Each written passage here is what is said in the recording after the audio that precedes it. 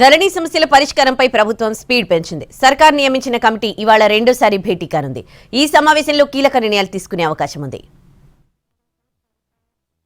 ధరణి సమస్యల పరిష్కారంపై ప్రభుత్వం నియమించిన కమిటీ ఇవాళ భేటీ కానుంది. రెండోసారి జరిగే సమావేశంలో పలు నిర్ణయాలు తీసుకోనుంది కమిటీ. అనంతరం ప్రభుత్వానికి నివేదిక ఇచ్చే అవకాశం ఉంది.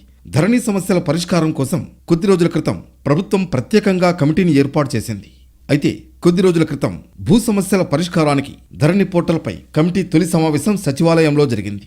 భూ పరిపాలన ప్రధాన కమిషనర్ నవీన్ మిట్టల్ అధ్యక్షతన జరిగిన భేటీలో కిసాన్ కాంగ్రెస్ జాతీయ అధ్యక్షుడు, ధరణి కమిటీ సభ్యులు ఎం కోదండరెడ్డి, విశ్రాంత ఐఏఎస్ రేమండ్ పీటర్, భూ చట్టాల నిపుణుడు సునీల్, విశ్రాంత special grade deputy collector B Madhusudan, CMRO project director Lachireddy పాల్గొన్నారు.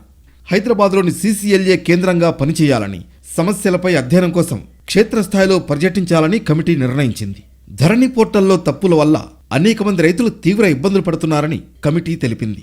వాటన్నింటిపై అధ్యయనం చేసి పరిష్కార మార్గాలు సూచిస్తామన్నారు సభ్యులు. తుది నివేదికకు ఎంత సమయమైనా దశల వారీగా సమస్యల పరిష్కారానికి మధ్యంతర నివేదికలు ఇస్తామని కమిటీ తెలిపింది. కమిటీ రెండో సమావేశం ఈ రోజు జరగనుంది.